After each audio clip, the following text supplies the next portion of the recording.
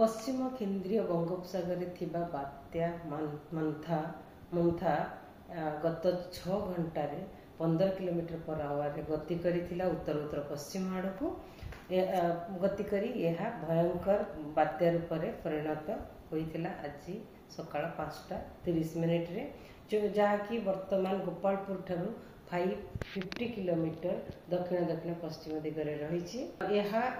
उत्तर उत्तर पश्चिम दिगरे गति करी आज 28 अक्टोबर संध्या किंबा राति पाखापाखि मछलीपट्टनम आउ कलिंगपट्टनम मध्य आंध्र उपकूल अतिक्रम कर संभावना रही जोटा कि काकीनाडा पाखापाखि आउ क्रॉस कला बेले तार इंटेंसिटी रहिबो सीवियर साइक्लोनिक स्टॉर्म किंबा भयंकर बात्या आउ सेते बेले क्रॉस कला बेले विंड स्पीड रहिबो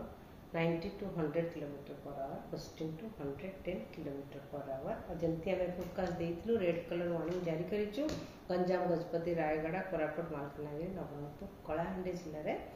से रेड कलर वार्निंग जारी रही काली का फोरकास्ट जमती वर्षा रहिबो लोक मानकु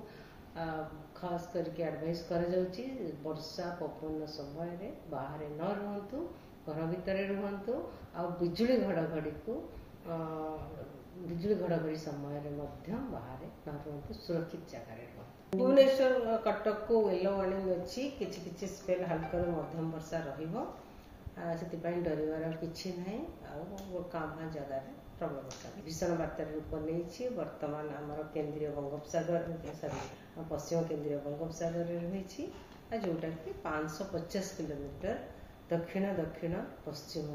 अच्छी गोपालपुर।